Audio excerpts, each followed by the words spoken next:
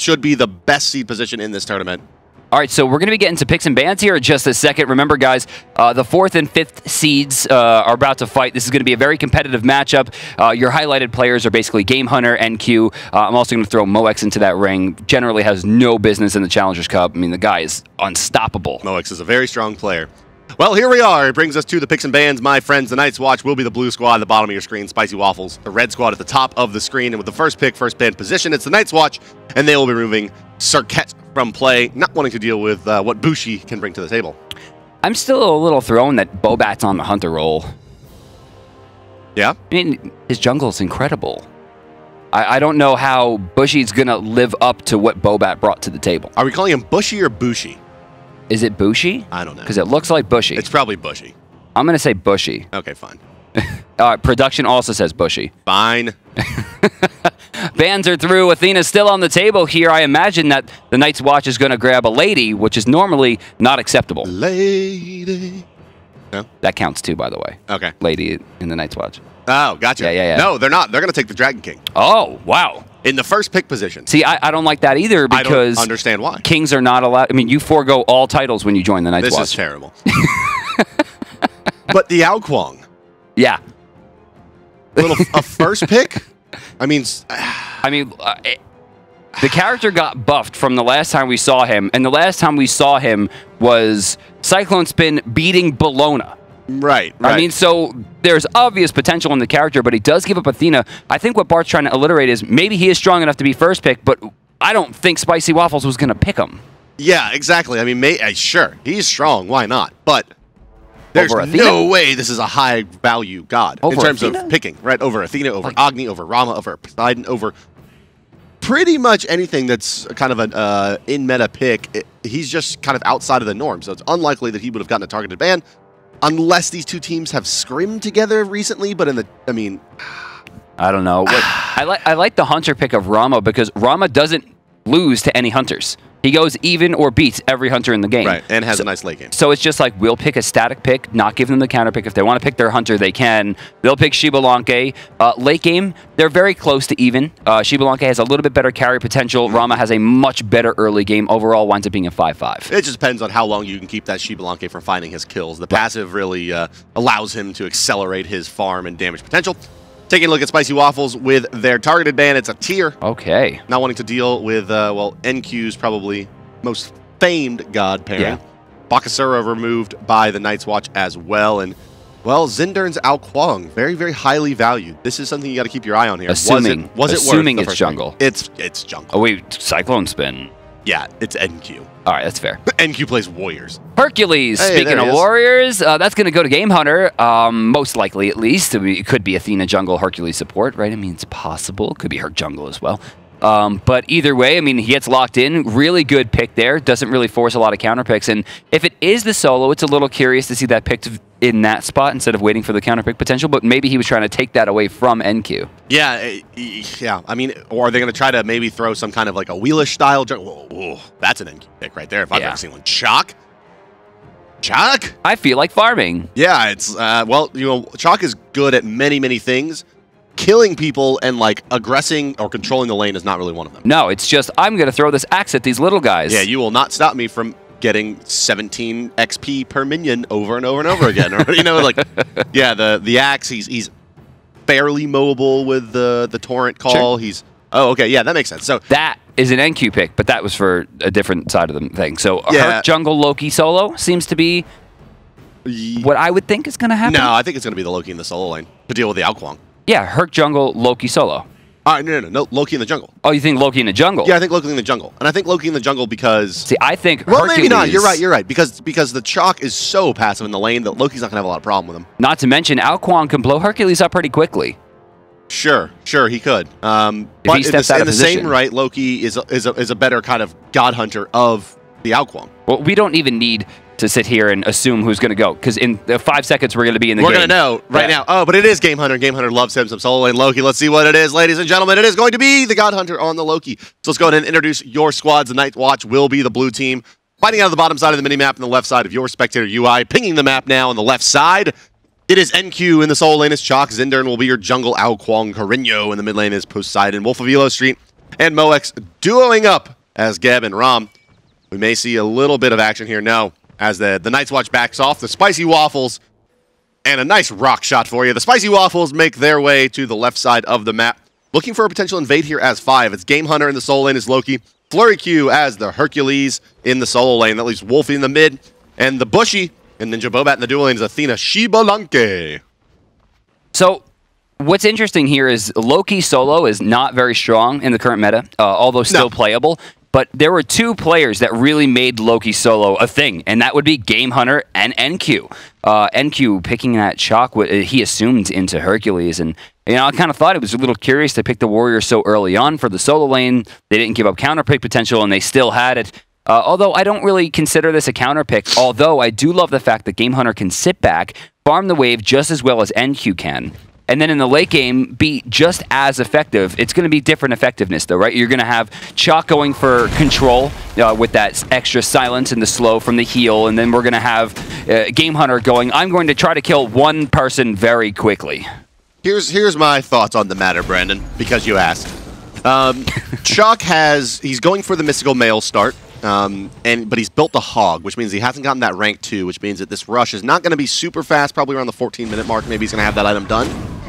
And it's kind of a ticking time bomb, right? For both sides. The Loki needs to be at a point...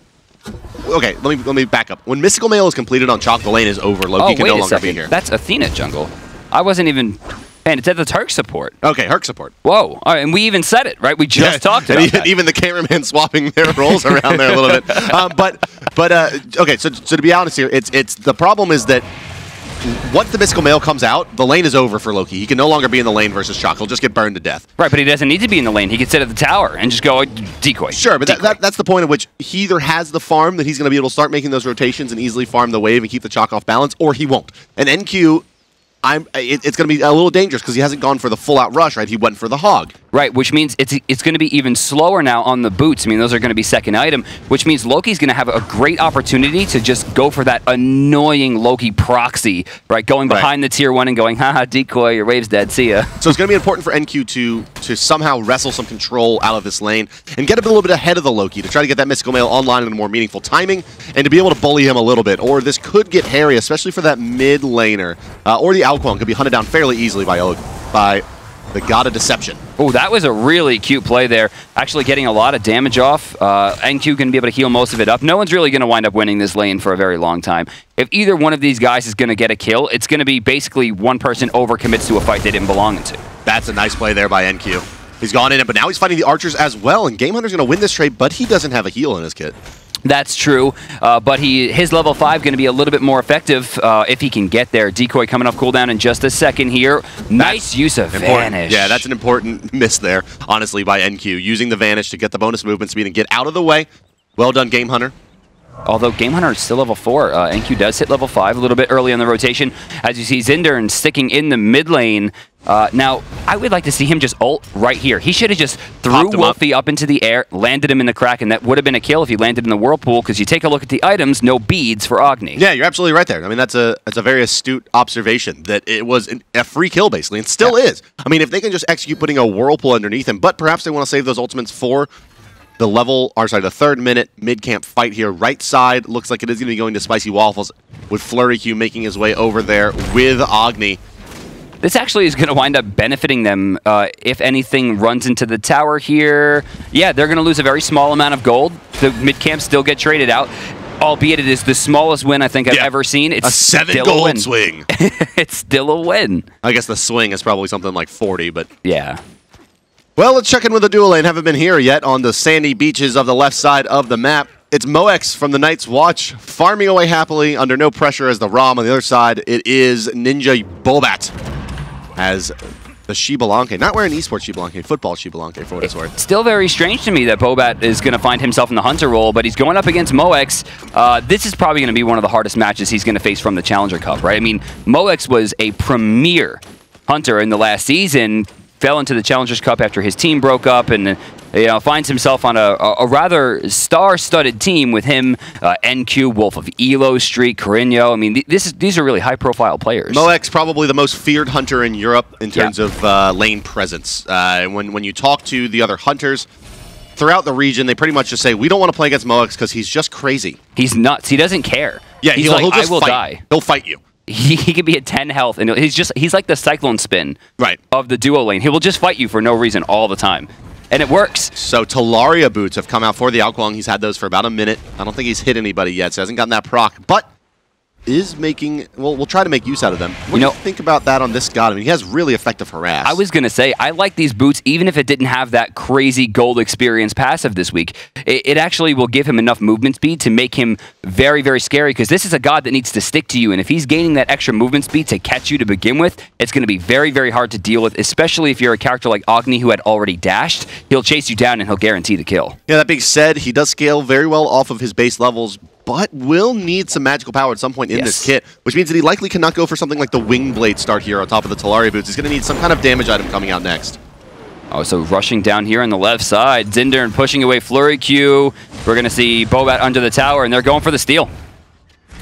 Viva Pinata. Zindern in a bit of trouble. Too.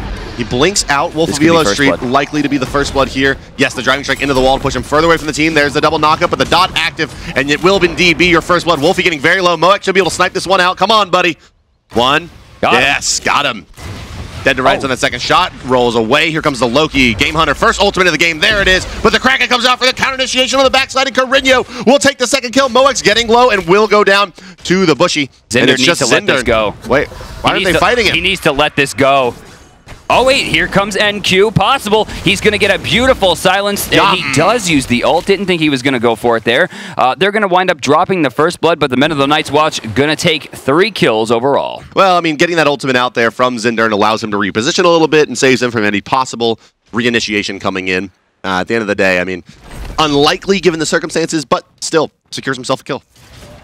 So, this is strange. Wolf of Elo Street trying to make the play here. Not only is he likely to lose this engagement, but there are 4 creeps going into the tower right now that he tagged that he's not going to get a part of. But great pressure's actually going to keep them back. Stun coming out. No, didn't wind up getting it. That one, NQ's taking a lot of damage, and really the camp still goes to red. Wolf of Elo Street. Yeah, electing to knock them up outside of range. No hog coming out either. Strange for him to be in that position versus that many targets. No kills going down, though, as the solo laners return to the solo lane. Let's bring up the golden hand here, see how close NQ is. Sitting on 1970 right now, getting close to 2K. He's closer. It's still quite a ways away. Yeah, he's getting there, though. He's going to need... Oh, wait, no, he has level 1. Yeah, he's got the level 2. Oh, so yeah, no, he's got a level 2. He's ready. Oh, yeah, he's got it, and he's got boots. Oh, all right, so he's ready to fight. That was much faster than I anticipated. Oh, it's really... I mean, if you go into the level 1 to start, it's not so bad, but the Heartseeker's done as well. Game Hunter, remember, goes into the Heartseeker, which has been massively buffed. Yeah. Not only gaining an almost 200 decrease in cost, but actually going to have increased power as well by 5. Yeah, this item has become very, very attractive, and Loki, one of the most likely to buy this item kind of outside of any general balance position of it. Let's check in the mid lane where Alkwang, he's got a decent angle here. Looks like he wants to put out some damage. He's going to teleport out of there. Yeah, but he's going to force the Path of Flames. And Wolfie actually going to go back from the Spicy Waffles there. This should give Zindern an opportunity to get some farm, but the issue is the entire jungle is stripped. Yeah, the whole jungle's farmed out. Every camp is gone. Just the back left XP camp getting ready to come back up on the side of Spicy Waffles. See that right there? Having every camp off the map, that is not challenger level plays right there. That is very serious SPL-worthy teams. And there's, I mean, like we talked about, a lot of names here that deserve to be in the SPL. And unfortunately, only one of these teams is going to wind up there. And it's going to be a pretty hard-fought set. You can see we're only about 8 minutes into the game, but there's like a 700 gold difference off of 1 kill that the Night Watch has. I mean, that's really impressive. Yeah, very close game here. This is a best-of-5 contest, ladies and gentlemen. We are in game number 1. As the 0-0 score indicates under the timer, that does state 8 minutes and 30 seconds here, where it's 3-2 in favor of the Night's Watch. And as Brandon mentioned, a little bit of experience here, about 2K going to the favor of the blue squad, and a very modest amount of gold, and to the tune of about 500 is the lead. So, I mean, I haven't talked to Game Hunter this season all that much, so it's hard for me to gain his frame of mind, but when he originally stopped playing at a professional level, it was strictly because the commitment was too much, right? So it makes me, maybe not question, but worry about how big his commitment is now. Like, does he want to be in the SPL as much as someone like NQ, who is dire for it? Yeah, it's always challenging for Game Hunter to make it to lands, and I mean, it's a big commitment for him. And so, yeah, I think you're right. That is a good question. You know, how long will this roster be able to stay together? You know, maybe they're thinking about, hey, look, if we can just qualify with Game Hunter, then maybe we can replace him later with NQ or something, potentially, if he isn't feeling it. But I got to think, you know, if you're going to commit to playing in these qualifiers, he's probably thinking that it's time to give Professional Smite another run. So let's take a look at the junglers here, Zindern and Bushy. Bushy actually has the level 11 before Zindern did on a character who did not build into Talaria boots. She went into damage boots. We're going to see... Why? Yeah, I have no idea. I guess for the right side camp, just to make sure they get it, but a global use there. Well, they got it. To get the... Yeah, sure. They got the camp. They definitely got it. Bully. It deterred, right? I mean, I don't know if they would have committed to it to begin with, so perhaps it was just a preventative measure, but a little bit curious. Well, we're getting into the realm of the Gold Fury here. Moex with the 50-stack Devo gloves, sitting pretty there. Shibalanke, no lifesteal to his name just yet, so it's Advantage Knight's watch for the opportunity to take out the first major map objective. We're 3-2 still, 10 minutes still down, and I just don't see either team taking the advantage. Both seem very unwilling to fight. I mean, this is a good play. What a nice guy. I love seeing stuff like that. Splitting it up, letting Zindern get some of that XP. I mean, moreover, getting all of that gold. Here we go. The spicy waffles. They're going to start up the Gold Fury here, but you got Geb in position. Wolf of Elo Street does have a blink online. There it is. Cataclysm, but it only hits one. They pull the Gold Fury back. Gold Fury getting down to 35% now. Very close execute range. Who's going to be there? It's going to be Wolf of Elo Street. It will indeed, as he takes that one away from the spicy waffles. And here comes the counter initiation. Athena ultimate on top of Loki. The Wombo combo comes down. Oh, that's in execute range is Bushy, and up he goes with Zindern in the dragon form. Oh, he's looking for Bobat on the backside now, and he's going to have the reposition right on target. But Moex cleans that one up. Zindern providing the vision. And then that is a easy cleanup. 4 for 1 in favor of the Night's Watch. They only lose their Geb, but he'd already hogged the wave and used his ultimate, or hogged the Gold Fury and used his ultimate, so not much usefulness left there anyway. For real, I mean, once they picked off Flurry Q, the Gold Fury was free. That's why you saw Game Hunter try to get into the backline, but by the time Bushy started his ultimate, it was just too little too late. They wind up picking up the support for basically everything on the map, or at least that's relevant at this stage. Also a huge gold lead now, 3,400 out of nowhere. I was just saying I didn't see them committing to it, but out of nowhere, Spicy Waffles tries to start the Gold Fury. They bait themselves into a bad spot. We saw the Kata jump in. Kata only hits one. Carino, same thing, throws at the Kraken, only hits one, but he hit the right target, taking out Flurry Q. And now they're in a pretty tricky position here, where they're behind, moving into the mid game, and the Night's Watch has built very mid game oriented items. Talaria boots on 2, the double ring build coming out from Alquang, very mid game focus. The Doom Armor on Poseidon as well, very mid game focus, and the Mystical Mail, probably the best mid game item in the entire game in terms of damage output and team fight swinging. So just the best item. It's Night's Watch with a very large strategic advantage at this point in the game. Mystical Mail actually has maybe a hidden passive against Loki. Remember, when you hit Loki when he's stealthed, the number will actually track him for a little while. They're going to make a kill here on the Game Hunter with the silence coming out. No way to get out of this one. Even with the Athena ultimate expended, unable to secure the life of the Game Hunter. So they'll use an ultimate, and they'll lose their solo laner as well. And remember, that's a Heartseeker carrying Loki, so they're going to shut down some of his damage. Yeah, that'll hurt. I mean, that's his second death there. It's going to drop his stacks very, very low. Not sure why Bushy decided to run into this many people. You may be dead, buddy. As the damage comes out, execute is possible. Trying to get into range of Zindern. He's going to take another tower shot. I don't know. I don't think that bolt's coming. I think he's good. I think he's good. No. Yeah, it'll be fine. Zindern. He took the shot right before he went up, and that heal actually wound up playing a huge benefit there. Zindern finding the kill that they needed. Bushy going to be sent back, and Zindern before that already had a 1-level advantage. Now he's going to have 2 levels, and remember, has the Talaria boots, meaning he's going to extend that lead even farther while Bushy's down. He's getting much more farm than normal. Yeah, and kind of the overall meta problem here is that they have just let the bleeding continue. Right, had an opportunity there to maybe stop the bleeding, save Game Hunter after a couple ultimates were used to try to clean him up. But instead they lose their tier 1 and the jungler and her ultimate and the solo laner. It was just a lot given back by Spicy Waffles there, and the bleeding hasn't stopped yet. Look at this, Moex right now. I mean, granted his support's rotating over, but they're moving at him, and he's just like, I'm not even going to bait you guys. I don't even care that I could fight. I just want to sit exactly where I want to sit, and you're going to hold that. I loved watching this guy play, man. Oh, here we go. This is going to be a Cataclysm initiation. Flurry Q is going to be the target here. They're going to try to take him out with the Alquang. Driving strike to take him forward. Athena comes rocketing in. Now over the top comes the boulder, but Zindern is going to get the Geb shield and make his way out. Unlikely that Bushy is going to be able to re-engage here. We're seeing a rotation come out from Carino. He's going to go back now. He has to catch this wave. With that, they managed they managed to maintain. I think the whole point of that, they were trying to rush them down and steal the jungle directly afterwards. You'll notice that the difference between a low-level team and a high-level team in terms of pressure is they're not always just looking for kills. They're looking for kills specifically when there's something to gain off of it. So right there, they tried to shut down the duo lane to take the duo side's jungle. The red was up, the purple was up. They don't find it. They don't wind up going for the steal, and it was good for Spicy Waffles to make that defense there, and a great ult coming out from Bushy to save that life, because they would have lost a lot more than just Hercules off that rush. MoX, he's trying to let the wave push back a little bit here, as Zindern is in position on the left side of the map, but no action yet. Agni kind of feinting that he's going to make his way over there. Dodge stun coming out from Wolf of Elo Street with the shield on to Carino. Right side here, NQ, well, he's doing kind of what we said he needed to do. He's bullying this lane very, very effectively with the mystical melee. He's forcing Loki to stay underneath that tier 2 and kind of respect the push of the Chalk. And so they've mitigated the possible damage that Loki could bring. And you know what's great about the level 16 Chalk at this level? Oh, I thought that was going to hit. They're going to be able to do some damage here. We'll get ultimates used. Bushy going to be down. Bobats will be down. Are they trying to reinitiate? Oh, yeah. They're going to find Mox, but he's going to get shielded out. Not going to take any damage with the temporary HP from the Geb shield. Wolfie in position, but he's going to have to dash forward if he wants to get these bombs, and he's not going to. It's just too risky.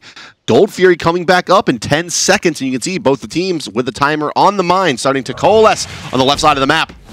Oh, look at this. NQ actually diving in here. He's unable to dash. He was standing in the whirlpool. He's going to use a lot of damage into NQ, who does have that Rain Dance maxed. So he's going to get a decent amount of healing back. Only took about a 1/6 of his life bar overall, and now they're going to have good Gold Fury pressure here. Remember, there's 2 ultimates down right now on the side of red. All ultimates available for the Night's Watch. I'm not sure that Spicy Waffles has an avenue even to get in here. Flurky's going to get silenced out by the Big Chalk ultimate. Gold Fury to go down, eaten up by the Dragon. And they got it. And it's the Night's Watch once again pushing forward. Coming over the top now is Zindern. Does he have a slow for Ninja Bobat? No, and he's going to miss the Cataclysm. No, it was actually hit and beats immediately by Bobat, but here comes the wraparound. NQ with the backstab. Wolfie Force under the tier 2, and this is a very, very dead Shibalanke. That's what you want to see, right? Rushing down the Hunter, making sure they're putting the damage in the right spots. Now, Game Hunter gets a tier 2 and actually trades off a decent amount of gold, but the issue is that the damage was done. NQ They're going to take a tier 1 mid as well. Perfectly. Nox actually getting a little bit ratted out here with 4 members on the left side and taking that extended engagement. They're going to lose a total sum of 3 towers, 2 tier 1s and a tier 2 on the right and left side lanes.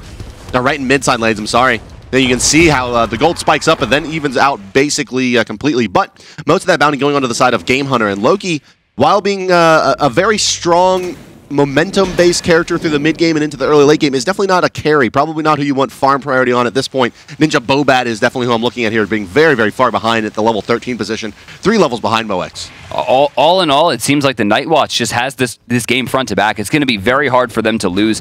I mean, consider the fact that they just lost a tier 2 and they still maintain this massive gold lead. And remember, that's effective gold. It's still on the map right now for the Night's Watch. They can cancel out that 1,500 by just getting a tier 2 themselves, which with their levels and experience and gold at this stage is not going to be a very hard task. I'm looking at a 4-0-6 Ao Kwong. Jeez. He's over 1,000 net worth ahead of the Athena at this point. With the double ring build online, moving into his attack speed item, likely to be a winged blade here. Yes. They've kind of let him get away with murder. Very, very greedy build coming out of this AK.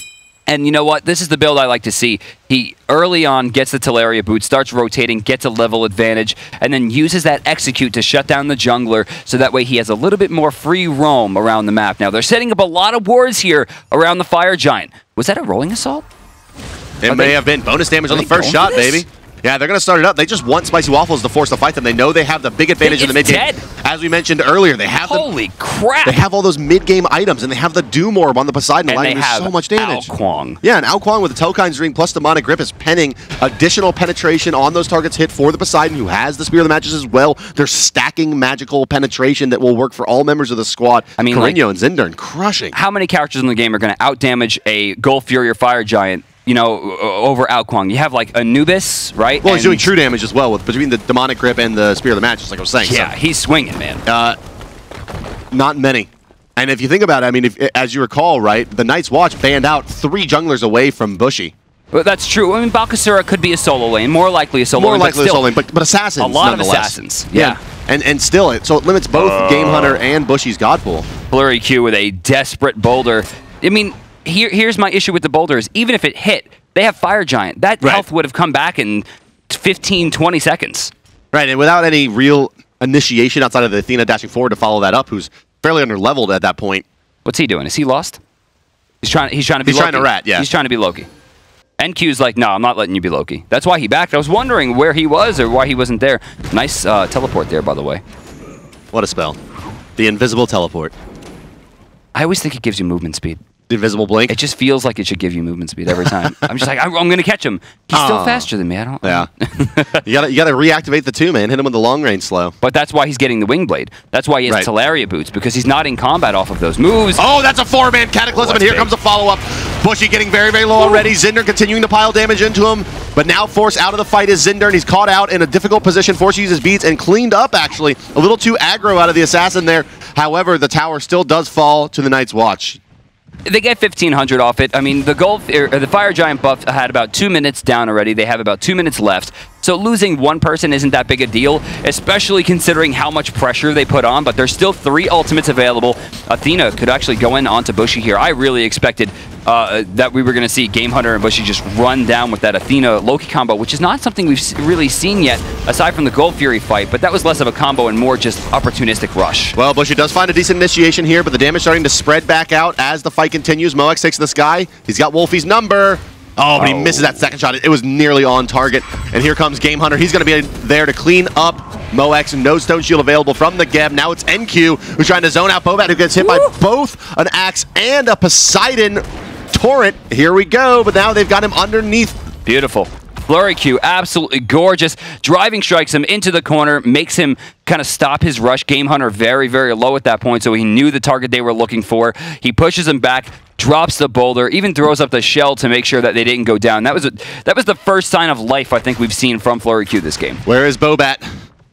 He's trying to lifesteal up, it looks like, in the mid lane, but he could have done that on the Gold Fury there. He would have been in a little bit of danger of Zinder coming in, but they've given up an opportunity there potentially to take that Gold Fury. Would have been very, very risky. And let's point out something that just happened there. You saw Zinder fire off the remainder of those dragons into the jungle. This ability does not reset while the dragons are just swirling around you, so Zinder heads up play there to fire those off and make sure that cooldown is going to be available for this next skirmish. And I think it's 18 seconds on the cooldown. It's very long, that's right. I mean, and it should be, right, for like all the damage that it does. So very smart. I mean, that's the same thing from the teleport that you want to see. If you teleport just for movement speed or just for distance gain, you need to blow that thing up immediately, because just like the 2, it will not go off of cooldown, or rather, it won't go on cooldown until it's actually been used in its completion. Pretty funny that you just said movement speed. I know. Because we were literally just talking about how it doesn't give you movement speed. It does. That's really deep ingrained in you. But Moex, as you can see, starting to crit with that short sword, going for the very traditional build, the oldest build in the books. No Ick-File at all. The Executioner right into crit. I mean, why mess with success, right? I mean, he's a level up. He has a perfect slash line at this point, right? 3-2-6. I mean, you can't hope to have much more than that. He's Rama, right? He's going to be poking from far away. Crit's not a bad idea. Yeah, I mean, so this build usually will wind up something like this. Dev's Gloves, Boots, Executioner, Rageblade, Deathbringer, Titan's Bane. That is the traditional max DPS build. Or max burst build, really. And then we have the rather new build coming out, or maybe even an old build, right? Coming out with the Heartseeker, Aussie, now Ninja Tabby into Executioner. That's going to come out from Bobat. He's looking for just straight up burst damage. Yeah, right? This is a build from kind of right before the Season 1 period of the SMITE Pro League. And it really wasn't even Aussie, it was Draining Blade. That's right, it was the rank 2 of this item that still provided lifesteal. Very, very cost efficient. Not anymore. Not anymore, not super cost efficient anymore. Just because Draining Blade I don't think exists anymore. That's right, but it's fairly damage efficient. We're 23 minutes in, Fire Giant coming up, rather the fight is coming up. I think that, I don't know, man. I don't see Red getting into this Fire Giant cleanly. Yeah, the space control is amazing right now. The Night's Watch piling in. They've got them in the choke as well. They know exactly where the spicy waffles are. And they've spotted out Game Hunter as well. They're going to harass him away. The Night's Watch is controlling the whole map right now. Well, at least the only important part of the map right around the Fire Giant here. They could control this whole right hemisphere, and there just seems to be nothing that the spicy waffles can do about it. I'm looking for Elo Street for the big blink here, maybe to stop them. Do they have another hand 3, Bart? Or are they just trying to rush this down? No, looks like he's going to stick around. Geb's looking to just close this out. Here comes the Game Hunter. Shivalaki Ultimate used, the reset coming out. The Cataclysm looked to be on target. It's a huge silence. It hits the whole team. The Night's Watch take the Fire Giant. They'll take the fight as well. The spicy waffles just melt before them. What a play by NQ. Hit everybody with that silence. The Desperation Age is coming out. Ooh. It's not enough. The Night's Watch just run through the spicy waffles there, and this looks like it could very well be the game. Just a Loki up against 5. Not going to be enough with all of them with the Fire Giant buff. Dashing backward is Moex, and looking to break the base now is the Night's Watch. I love the rollout usage there, just to get him right into the front line. He shields himself to strip the damage away from the Phoenix as much as possible. They're going to work right in here, and it's going to be 1-on-5 with Fire Giant, and Loki is generally not the character you want to try to fight down a huge horde of Fire Giant.